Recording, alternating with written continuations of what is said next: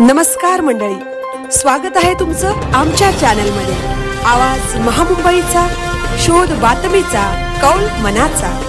चला तर मग आमचे चॅनल लाईक करा, शेअर करा आणि सबस्क्राइब करा। धन्यवाद।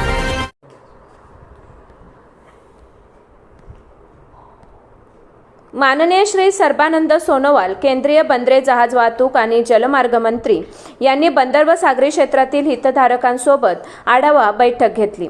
जागतिक जहाज वाहतुकीच्या बदलत्या स्वरूपानुसार धोरणात्मक अनुकूलनावर बैठकीत लक्ष केंद्रित करण्यात आले। माननीय केंद्रीय बंदरे, जहाज वाहतूक आणि जलमार्ग मंत्री श्री सर्बानंद सोनोवाल यांनी गुरुवार दिनांक 19 मार्च 2026 रोजी बंदर व सागरी क्षेत्रातील हितधारकांसोबत आढावा व सल्लामसलत बैठक घेतली। जागतिक जहाज वाहतुकीच्या बदलत्या स्वरूपानुसार धोरणात्मक अनुकूलन साधण्यावर बैठकीत लक्ष केंद्रित करण्यात आले। या बैठकीत शिपिंग कंपन्या, टर्मिनल ऑपरेटर आणि व्यापारी संघटनांचे प्रतिनिधी एकत्र आले होते, जेणेकरून जहाजांचे मार्ग, जहाजांचे वेळापत्रक आणि मालवाहतुकीतील संभाव्य व्यत्ययांसारख्या उद्योन्मुख आव्हानांवर विचारविनिमय करता येईल। कामकाजातील सातत्य सुनिश्चित करणे, विलंब कमी करणे आणि पुरवठा साखळीची लवचिकता टिकवून ठेवणे यावर चर्चा केंद्रित होती।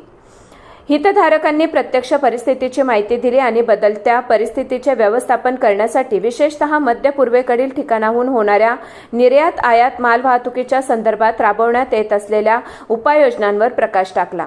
आपल्या संबोधनात माननीय केंद्रीय बंदरे, जहाज वाहतूक आणि जलमार्ग मंत्री श्री सर्बानंद सोनोवाल म्हणाले, माननीय पंतप्रधान श्री नरेंद्र मोदी यांच्या दूरदर्शी नेतृत्वाखाली भारत सरकार तसेच बंदरे, जहाज वाहतूक आणि जलमार्ग मंत्रालयाने मध्य पूर्वेतील बदलत्या परिस्थितीच्या पार्श्वभूमीवर देशाच्या सागरी व्यापाराचे संरक्षण करण्यासाठी तात्काळ व समन्वित पावले उचलली आहेत।